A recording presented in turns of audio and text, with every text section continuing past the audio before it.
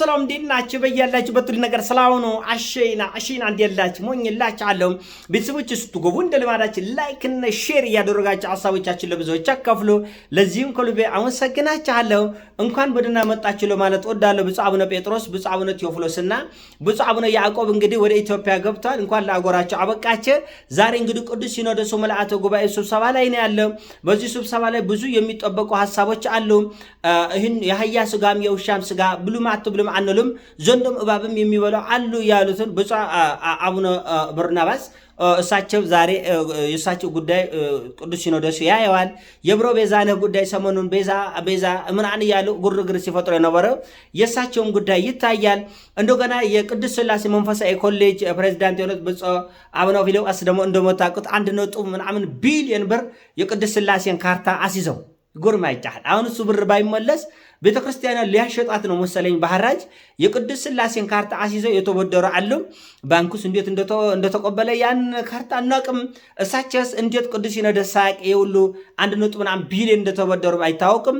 በዛ ላይ ደግሞ ኑፋቄ እያስተማሩ ነው። በዛ ላይ ደግሞ ይጎርማጫል ድርብ በደል ነው ያለው። ስለዚህ እነዚህ ጉዳዮች ሁሉ በዛሬው ላይ ይታያል። የአቡነ ዶላር ጉዳይ እንግዲህ ያው በግላቸው የሰሩት ወንጀል ስለሆነ የዛው ፍርድ ቤት ጠይቃቸው 5 ዓመት ታስረው ቁጭ ብለዋል።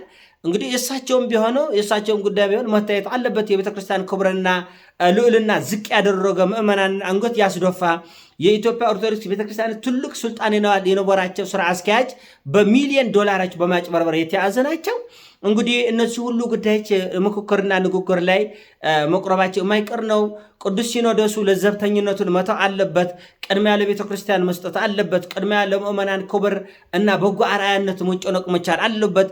በዚህ 4 እና 5 ዓመት የኢትዮጵያ ኦርቶዶክስ ቤተክርስቲያን ከማንም ያልተፈተነች እጅግ ዘግናኝ ፈተና በገንዛ ልጆቿ እየታመሰች በጥባጭ ባለበት ማን ጥሩ ይጠጣል በሚል ብሂል ቤተክርስቲያና እረፍት ያጣቸው በገንዛ ልጆቿ ነው እና ቅዱስ ሲኖዶስ ዘንድሮ እጅግ በጣም በጥልቀት ይህን ጉዳይ ማየት መፈተሽና መወሰን ይገባል ብዬ አስባለሁ። እንደምታውቁት አቡነ ዶላር የቤተክርስቲያና ትልቅ ክብርና ገጽታ አንገት ያስደፉ በሚሊዮን ዶላር ለመዝረፍ ሲሯራጥ የተያዙ ቀሲስ በላይ በተለምዶ ቀሲስ በላይ ተብሎ የሚጠሩ ግለሰብ የሰሩት ወንጀል ይታወቃል። እንደገና የትግራይ ሲኖዶስ የወጣበጣት ሶሮቀ ጳጳስ ቤተክርስቲያንና አንገቷን አስደፍተዋል። እውነቱ ለመናገር እኔ ብዙ ውጤት አልጠብቅም። እውነቱ ለመናገር መንፈስ ቅዱስ በመሃል ተገኝቶ የራሱን ውሳኔ ከወሰነ ነው እንጂ በእውነቱ ከሰው ብዙም አልጠብቅም። በጣም የሚያሳዝን ነገር ነው ያለውና በነገራችን ላይ በትናንትና ሁለት የታዘብኩት አንደኛው ነገር የብፁዕ አቡነ ጴጥሮስ ወደ ኢትዮጵያ መምጣት እጅግ በጣም ያቃጠላቸው ያንጎበገባቸው ግለሰቦች አይቻለሁ። ትክክል አይደለም።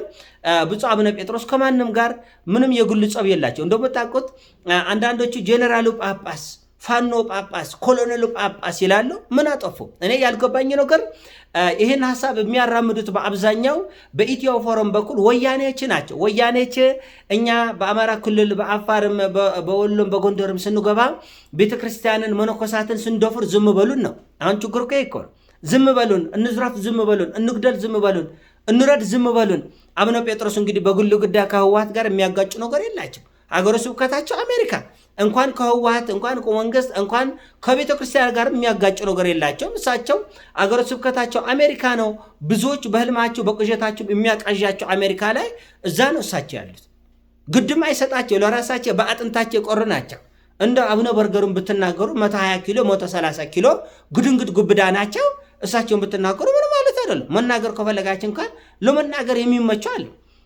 ለምን ቀሲስ በላይን እንደዛ አልተናገራችሁትም? 5.6 ሚሊዮን ዶላር ለማጭበርበር ይሞክረዋል። ስለዚህ የዚህ ጉዳይ ዋና አራማጆች በተለይ በአቡነ ጴጥሮስ ለአፋችሁ ነው የምትከፍቱት። መጀመሪያ በእነ ኢትዮ ፎረም በኩል የህወሓት አፈቆላጤዎች ናቸው። እነሱ ምንድነው ለምን አልገደልም ስንጎድል ስናርድ ለምን ዝም አላላቸውም ነው። ሁለተኛ ይህን ፕሮፓጋንዳ በአቡነ ጴጥሮስ ላይ የሚያራምደው ደግሞ የጨረቃ ጳጳስ ነው። የጨረቃ ጳጳስ እንደምታውቁት እንግዲህ ጫካ ተመዳብድበው ከመርካቶ የጳጳስ ልብስ ገዝተው ቆቡን ቁጭ አድርገው ይመጡት። አስቡት እስቲ። አሁን እንደዚህ ይህን ውልቅልቅ አድርጌ የጳጳስ ልብስ ለብሼ ቆቡን እዚህ ላይ ቁጭ አድርጌ መስቀል ይዤ በስመ አብ ብል አያስደነግጥም እንዴ? እንደዛ እኮ ነው ያደረጉት። ሰርፕራይዝ እኮ ነው ያሉት ለሞላው ለኢትዮጵያ ሕዝብ። የዛን ጊዜ ብፁዕ አቡነ ጴጥሮስ እንደ ጸሐፊነታቸው እንደ ቤተክርስቲያን አባትነታቸው መናገርና ቤተክርስቲያኗን መከላከል ነበረባቸው። እነማን ናቸው? ምንድን ናቸው? ምን ጉዶች ናቸው ብለው ጠይቀዋል። ይሄ ጥያቄ ለምን ተጠየቅን የሚሉ የጨረቃ ጳጳስ አባላት አሁንም ይጎርማጫል። ቪኤቱንም ወስደው የ30 ሚሊዮን ብር መኪና ወስደው አፓርትመንቱንም ወስደው ስልጣኑንም ወስደው ገንዘቡንም ወስደው አሁንም ይሳደባል፣ ይጎርማጫል። አሁንም ቂም ይዛቻል የጨረቃ ጳጳሶች። አሁንም ቪኤቱንም ሰጠናቸው፣ ስልጣኑንም ሰጠናቸው፣ የወርቁ መስቀል ሰጠናቸው፣ ቤት ሰጠናቸው። ኦረተው ተው ስለ እግዚአብሔር አሁን አረገ። ወነገራችን ላይ ጳጳሳቱ ሁለት ቤት ነው ያላቸው በሀገረ ስብከታቸው በያሉበት ሀገረ ስብከት። አምቦ ከሆነ አምቦም አንድ ቤት ይኖራቸዋል ማረፊያ። አዲስ አበባም ደግሞ እዚህ አፓርትመንት አላቸው። እንደገና ባህር ዳርም ከሆነ እንደዛ አለ። እንደገና እዚህም ቤት አላቸው። አሶሳም ከሆነ ቤንሻንጉልም ከሆነ ትግራይም ከሆነ እዛም ቤት እዚህም ደግሞ ማረፊያ ይሰጣቸዋል። እና በተለይ በጣም ያስደነቃችን የጨረቃ ጳጳሶች ከአንድ ሁለት ቤት ሰጠን፣ ቤት ሰጠን፣ ሞተሽ ሰጠን፣ ወርቅ መስቀል ሰጠን። አሁንም ቂም አልታችም እንዴ? ምን እናድርግሽ? ከዚህ በላይ መቼም ወስደን መጅሊስ ላይ አንሾማች። ያለን ስልጣን በቤተክርስቲያን ላይ ሰጠናቸው። ምን ወይ ፓርላማ እናስገባች። ከዚህ በላይ ስልጣን ከየት እናምጣ? ለምንድን ነው የምትሳደቡት? ለምንድን ነው የምትናደዱት? እኔ እኮ የሚያናድደኝ ከአንድ በደል እኮ አይበቃቸው፣ 2-3 በደል ነው የሚበድሉት። የሚጎርማቸው እኮ 2-3 በደል። ግማሽ በጉልበትም መጥቷል። እንደገና ምንፍቅና ያስተምራል። አሁን ፓስተር በተለምዶ ገብርኤል ተብለው የሚጠሩት ግለሰብ አቡነ ገብርኤል ተብለው የሚጠሩ ግለሰብ የቤተክርስቲያን ቤቱም ወስዳል፣ ቤትም ወስዳል፣ 100,000 ብርም ወስዳል፣ ደሞዝ ይወስዳል፣ ወርቅ መስቀልም ወስዳል፣ ዙፋኑንም ወስዳል። እንደገና የፓስተር የናታን ስራን ጎን ለጎን መስረዩ ኮበደኝ። እውነት ትንሽ ኮበደኝ። እኔ ሲኮብደኝ ማሳረፊያ ቦታ አለ እንዴ? የሆነ ቦታ እስቲ አረፍ ልበል። እውነት እና ትሳደዋላችሁ። እንደገና ዛሬ መቼም ሲኖዶስ ጭንቅ ነው ያለ። ጭንቅ ለምን እንደምታውቁት የጨረቃ ጳጳስ እና ሌሎች የትግራይም ሲኖዶስ እንዲሁ በመጨመር ብሔር ፖለቲካ አለ፣ እንደገና ገንዘብ አለ፣ እንዳልኳቸው እንደገና አድመኝነት አለ። በብዙ ነገር እንዴት የተጨነቀው ጉባኤ ነው። እንደገና ይጎርማችኋል። ጵጵስናም አይበቃቸውም። ጸሐፊ ለመሆን እንደገና ይጎርማችኋል።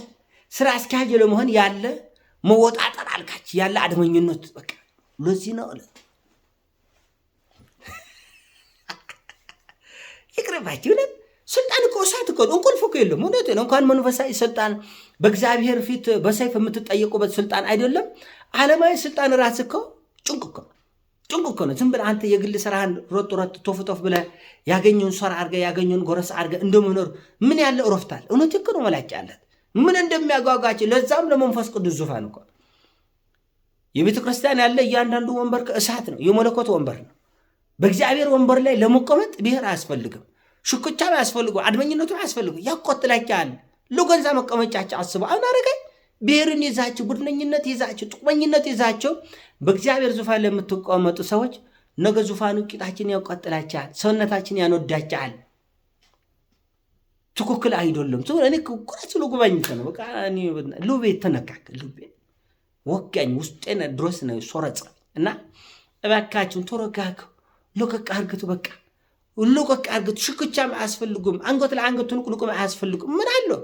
ምን መከ የለም እኮ የቤተ ክርስቲያን ስልጣን እኮ ዛሬ በእኛ ዘመን ሆነ እንጂ የራብ የጥማት የስጉደት የማጎሳቆል አፈር ላይ ወድቆ እንደዛ እኮ ነው የጳጳስ ኑሮክ እንደዛ እድሜ ለኛ ዘመን እንደዚህ ነገር ዓለሙ ድብልቅልቅ ወጣ እንጂ ጳጳስ እኮ ባህታዊ ነው፣ ረሃብተኛ ነው፣ የሚጠማ የሚጎሰቆል የሚቆሽሽ ቁንጫ የሚበላ እንጂ ወይኔ አፈር ነካኝ የሚለው እንደዚህ እኮ የለም እኮ። ጵጵስና እኮ ተይቶምቶ ሰው ጠምቆ አይታወቅም። ዓለም ከተፈጠረ ጀምሮ በህትውና ነው ምንኩስና።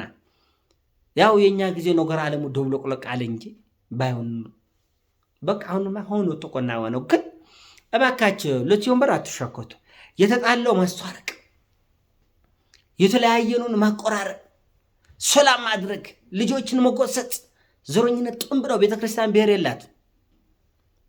እውነቱ ይነመላችሁ እኔ አሁን ብሔርን ባለ አልፈልግም። ለምንጭም አሁን እኮኔ ለሚወለድ ልጅ ብሔር የሚባል የለም። ዝም ብለን ኑር። አገር ራሱ ምንኖርበት ኢትዮጵያ አገር አለች እንጂ አገራችን ምድሩ በሙሉ ሰማይ ምድሩ የኛ ነው፣ ሁሉ የኛ ነው። ድንበር የሚባል የለም። ይሄ የሰዎች ደሞ ነፍሳዊ አስተሳሰብ ነው። ከኢትዮጵያ ኬንያ ስትሻገር ድንበር እኮ የተሰመረ እኮ የለም እኮ በቃ አፈሩ አንድ አይነት ነው። ዝም ብለህ በሰዎች ሊና እዛ ጋር እኮ የኛ ነው ከዛ ዛፍ በኋላ ስለሚል ነው።